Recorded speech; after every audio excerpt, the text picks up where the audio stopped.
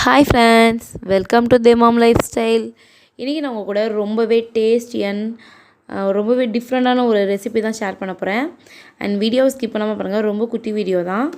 ஒரு 3 table spoon எண்ணெய் எடுத்துக்கிட்டேன். கண்டிப்பாக இந்த ரெசிபிக்கு எண்ணெய் கொஞ்சம் அதிகமாக தான் பிடிக்கும்.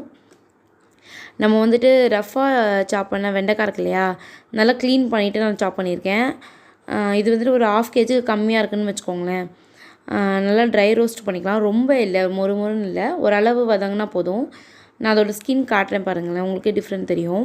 இதுக்கு நடுவில் நம்ம மசாலா ரெடி பண்ணிக்கலாம். ஒரே ஒரு தக்காளி எடுத்துக்கிட்டேன், ஒரு 7-8 பல் பூண்டு எடுத்துக்கிட்டேன், அதுக்கப்புறம் ஒரு 2 பீஸ் இஞ்சி எடுத்துக்கிட்டேன்.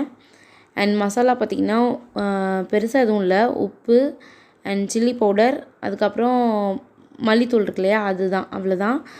வேறு எந்த எக்ஸ்ட்ரா மசாலாவும் கிடையாது. கரம் மசாலா கூட இதுக்கு தேவையே இல்லை. நான் காரத்துக்கு ஏற்ற மாதிரி ஆட் பண்ணியிருக்கேன். நீங்கள் உங்களோட காரத்துக்கு ஏற்ற மாதிரி ஆட் பண்ணிக்கோங்க. 2 டேபிள் ஸ்பூன் மிளகாத்தூளுக்கு 1 டேபிள் ஸ்பூன் மல்லித்தூள் ஆட் பண்ணிக்கிட்டேன். அதுதான் எனக்கு கரெக்டாக இருக்கும். அதுக்கப்புறம் சுகர் ஆட் பண்ணிக்கிட்டேன். சுகர் தான் இதில் வந்துட்டு ரொம்ப மெயின். அது நல்லா கேரமல் ஆகணும். சும்மா ஒரு 1/2 டேபிள் ஸ்பூன் தான் ஆட் பண்ணிக்கிறேன், ரொம்ப இல்லை. அது நல்லா நைஸாக அரைச்சிக்கோங்க. இப்போ வந்துட்டு ஓரளவு ப்ரௌன் ஆகிடுச்சு. இந்த ஸ்டேஜில் நம்ம இறக்கிக்கலாம். ரொம்ப வந்துட்டு முருக விட வேண்டாம். அதுக்கப்புறம் 1 டேபிள் ஸ்பூன் எண்ணெயில் கொஞ்சமாக ஃப்ளேவருக்கு சோம்பு ஆட் பண்ணிக்கிட்டேன். 1 பிஞ்ச் ஜீரகம் ஆட் பண்ணிக்கிட்டேன். இது ரெண்டும் நல்ல ஃப்ளேவர் கொடுக்கும். ஏன்னா நம்ம கரம் மசாலா ஆட் பண்ண போகிறது இல்லைல்ல, அதனால தான். நல்லா பொரிஞ்சிருச்சு. இந்த ஸ்டேஜில் கருவேப்பிலை ஒரு கொத்து ஆட் பண்ணிக்கலாம். கண்டிப்பாக சுக்கா அந்த மாதிரி செய்யும்போது நீங்கள் கருவேப்பிலை ஆட் பண்ணிக்கோங்க, அதுதான் நல்ல ஒரு ஃப்ளேவர் கொடுக்கும்.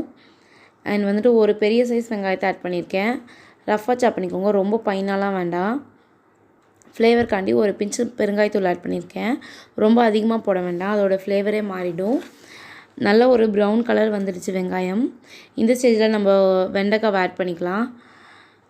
வெண்டைக்காய் போட்டு ரொம்ப கிளறணும் அப்படிலாம் இல்லை. நம்ம மசாலா ஆட் பண்ணதுக்கப்புறம் தான் ரொம்ப டீப் ஃப்ரை பண்ணும். அதனால் சும்மா லைட்டாக ஒரு பரட்டினா போதும். நல்லா ஒரு லைட்டாக ஒரு கிளறிட்டு இந்த ஸ்டேஜில் நான் அரைச்சி வச்ச மசாலாவை ஆட் பண்ணிக்கிறேன். கண்டிப்பாக எண்ணெயில் மசாலா வறுக்கணும், அப்போ தான் வந்துட்டு அந்த பச்சை ஸ்மெல்லாம் போகும்.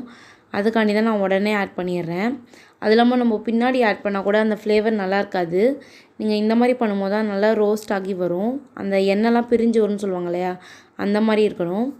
லைட்டாக நான் ஒரு 4லேருந்து 5 நிமிஷத்துக்கு மூடி வச்சு வேக வச்சுக்கிறேன்.